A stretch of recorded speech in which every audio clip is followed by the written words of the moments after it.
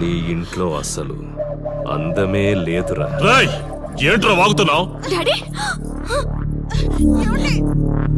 చైత్ర, హే, నా డాడీని వదలండి.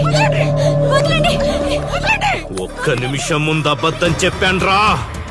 అందమంతా నీ ఇంట్లోనే ఉంది. ఏయ్, ఎవరికెంత కసుందో తీర్చుకొని వచ్చేయండి.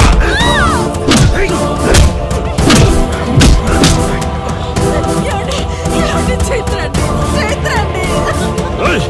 డాడీ, డాడీ, వదలు.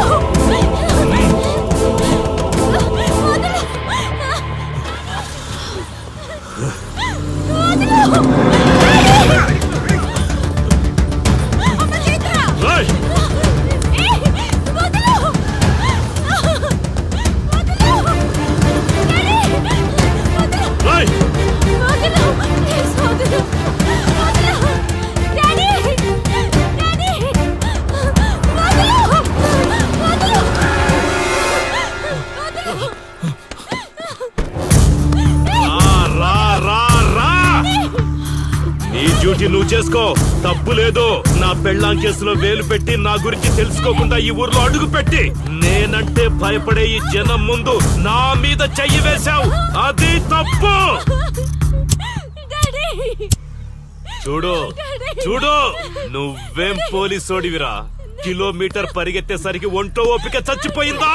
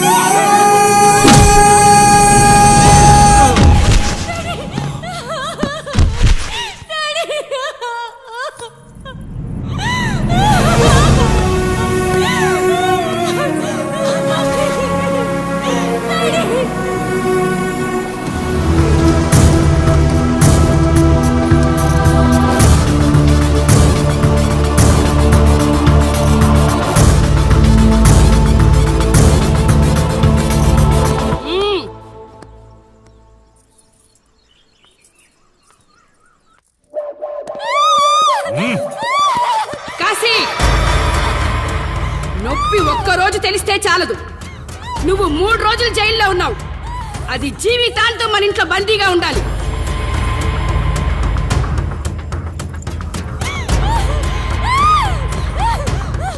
కట్ర తాళి.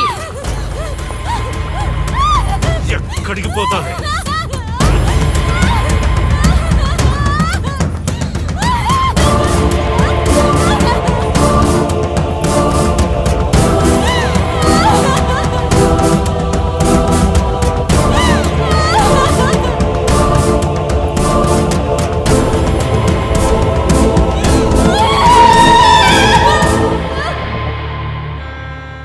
ఆ దుర్మార్గుడి నుండి తప్పించుకుని నా దగ్గరకు వచ్చింది. ఆ తర్వాత నీకు తెలిసింది.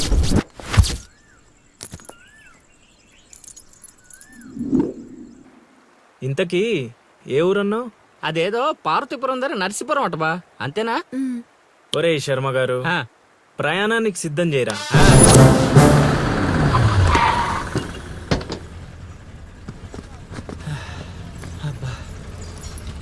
బా, ఊరు చాలా పెద్దదిలా ఉంది. ఎక్కడైనా ఎతుకుతాం? రే శర్మ గారు, నడవడానికి కాళ్ళు, తిరగడానికి ఓపిక రెండు ఉన్నాయి కదా. ఐసులా పోనే. పోసేసుకుంటున్నాడు.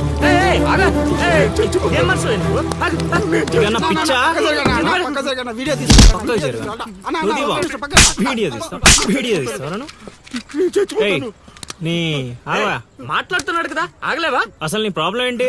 చెప్తే ఆరుస్తారా తీరుస్తారా? నా సావు నన్ను సావనివ్వండి. అయ్యా, చచ్చేదో చెప్పిసావు, మాకు క్లారిటీ ఏడ్చింది. ఏరా, నువ్వు పత్తి రైతువా? కాదు, వరి రైతుని. వరికి పురుగు పట్టిందా? కాదు, పంట కూడా బానే పండింది, డబ్బు కూడా చేతికొచ్చింది. పంట పండితే పండగ చేసుకోవాలి. ఈ సావులేంట్రా? బావా, నువ్వేం డీల్ చేయి, నేను వెళ్ళి చైత్ర గురించి తెలుసుకొని వస్తాను. ఇప్పుడు చెప్పు అంకుల్, ఏంటి నీ ప్రాబ్లం? నేను ఇడికాడ అప్పు తీసుకున్నాను. డబ్బులు వచ్చాయన్నావు కదా, ఇచ్చేయి. ఇచ్చేద్దామని నిన్ను అనుకున్నాను ఆ. ఆడసలు పుచ్చుకోనే లేదు. ఎందుకు వడ్డీ ఎక్కువైందా? వడ్డీ వాడు పక్కన ఉంచే ఆడ అసలే వద్దన్నాడు. మంచిదేగా, డబ్బులు మిగిలాయి. ఆ, ఏటి మిగిలేది? సిక్కంతా ఇక్కడే ఉంది. ఊరు అమ్మోరు పండుగ మొదలై 3 రోజులు అయింది. అయితే ఏటైతే ఆడి దగ్గర అప్పు తీసుకున్న వాళ్ళందరి ఇంటి ముందుని రోజుకు ఒక డ్రామా వేస్తున్నాడు. అదిగో టెంట్ కూడా రెడీ అయిపోయినది. టెంట్ వేస్తే అది నీకు టెంట్ లాగా ఉందా, నాకు పాళ్ళలాగా ఉంది. ఆ? అర్థం కాలేదా? రా చూద్దుగానే. అదిగో చూడు, ఇదిగో ఇది పరిస్థితి. నేను నీ ఇంటి ముందు వేసినారు, ఇవాళ నా ఇంటి ముందు వేస్తున్నారు. ఏవే ఆ కిరసనాయిల డబ్బా అటుకురా. ఎవడరా బాబు, జనాలు సావక ముందనే సమాధులు ఎక్కిస్తున్నాడు. ఎందరెందరో మహానుభావులను పొట్టన పెట్టుకున్నావు శ్మశానమా, నీకు ఇసుమంత అయినను జాలి లేదా? ఎన్నో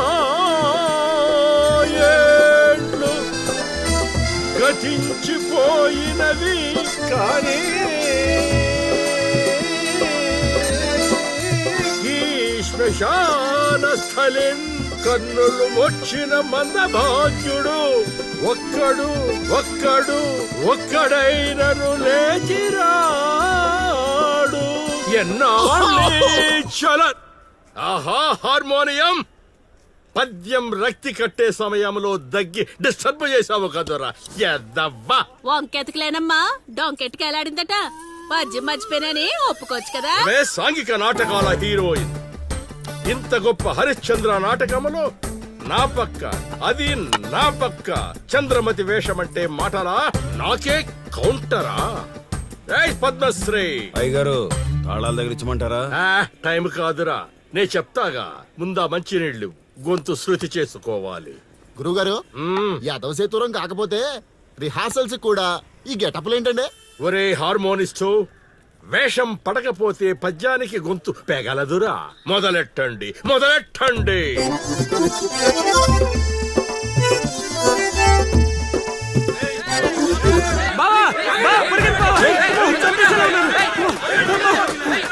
ఏం చేసావురా? నేనేం చేయలేదు బావా.